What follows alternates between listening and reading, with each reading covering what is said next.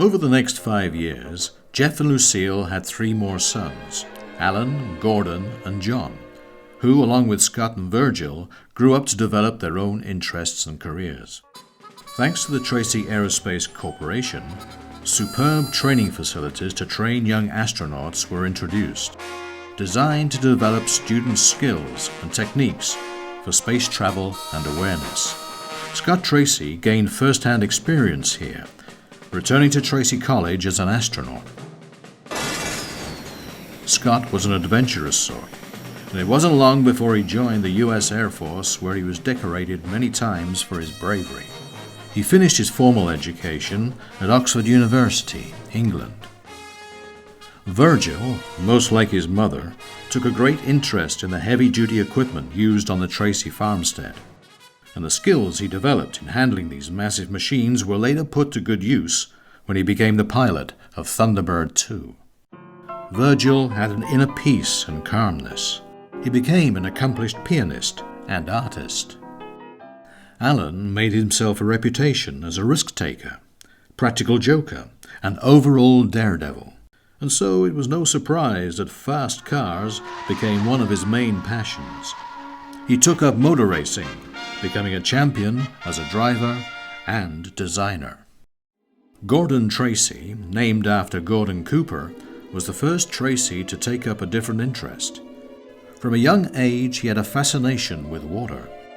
At just 16, he became a gold medalist at the 2020 Olympic Games for the butterfly stroke, and years later he joined the submarine service and then the World Aquanaut Security Patrol. Named after John Glenn, John was next into the family. He studied electronics at Harvard University and gained a degree in laser communications. He later trained to be an astronaut at Tracy College in Kansas, meaning he had both the interest and ability to travel to the stars. Jeff had 5 sons to be proud of, and he considered himself a very lucky man. However, that luck was to extend when he met a young student, affectionately referred to by his classmates as Brains. Jeff presented him with the coveted Tracy College Supreme Student's Diploma for outstanding abilities in advanced mathematics. Over the next few years, Brains would stay in the forefront of Jeff Tracy's mind as he toyed with the idea of setting up a rescue organization. Life was good for the Tracy family. The 5 Tracy boys were progressing their careers, and they were all eager to enjoy a vacation together in Aspen, near the ski slopes where Jeff's mother and father had bought a holiday home. Jeff was on his way in his new twin-seater executive jet when a weather warning for heavy snowfall came in. Jeff was advised to fly to Denver and wait for the weather to improve. The reports changed from concern to panic, and soon Jeff ignored the safety warnings, choosing to take off and head out there himself. There he found disaster. Thousands of tons of snow had slipped from the mountains and buried the house and its neighbors for miles around. Lucille and Jeff's father were inside at the time. When Jeff arrived, he found the boys and their grandma desperately digging through the snow to try to save them. It was too late. Jeff had lost his wife and his father, and he felt utterly devastated. Suddenly, his success and wealth meant nothing to him. Back on the Tracy ranch, a sadness fell over the family. The Tracy sons worried about their father, as Jeff ignored the doctor's help and thought about the island he had once been marooned on. It seemed to him to be the perfect, peaceful escape. Without telling anyone, Jeff was soon on his way in his twin-seater jet. The boys could only look on in wonder. Jeff arrived at the island, but he overshot just as the fuel was running out. It was too late to make a safe landing. He headed for a crash landing on a nearby jungle island. Back home, the Tracy boys were worried about him. Checking the flight log, they attempted to get a trace on him, but by the time they had, they knew it could be too late. Jeff, now unconscious, is automatically ejected from the jet just in time, but heading straight for the dangerous jungle.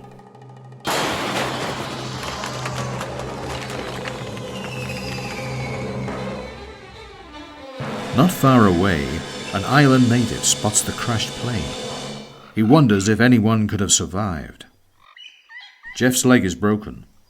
He stumbles through the jungle in agony. The island native finds Jeff, and realizing he will need careful nursing, carries him back to his home. Deep in a faraway jungle, a strange power is generated from a forgotten building.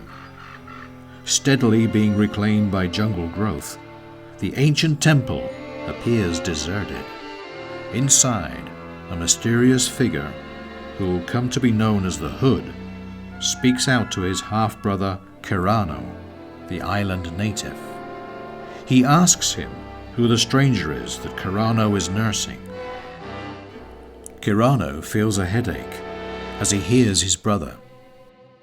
He takes Jeff back to his village, where his daughter Tintin helps to care for him. The Hood tells Kirano not to worry and sets off to meet them. On arrival, he provides Jeff with an ancient herbal balm to soothe his injuries. But as he leaves, Jeff is left with a strange and haunting image. Back at Tracy Corporation HQ, Scott and Virgil are using all available equipment to search for their father. Meanwhile, Jeff continues to grieve for the loss of his wife and father, explaining the disaster to Kirano. During a conversation with Kirano's daughter Tintin, a disaster strikes. An explosion erupts from a nearby ferry, devastating the ship and many of the people aboard. Jeff, Tintin, and Kirano desperately move out to aid the survivors, but it's too late. The ship sinks. Hundreds of innocent lives lost.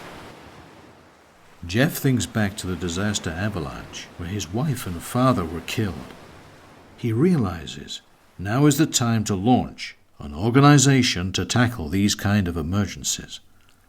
He speaks with Kirano, determined to get in touch with his sons, and sets about fixing the radio on his crashed plane. Back at home, Scott and Virgil are waiting to hear on search results, to no avail. As they are about to take up the search themselves, they receive a weak radio signal. It's Jeff. He asks all 5 of them to come to Singapore. International rescue is about to begin.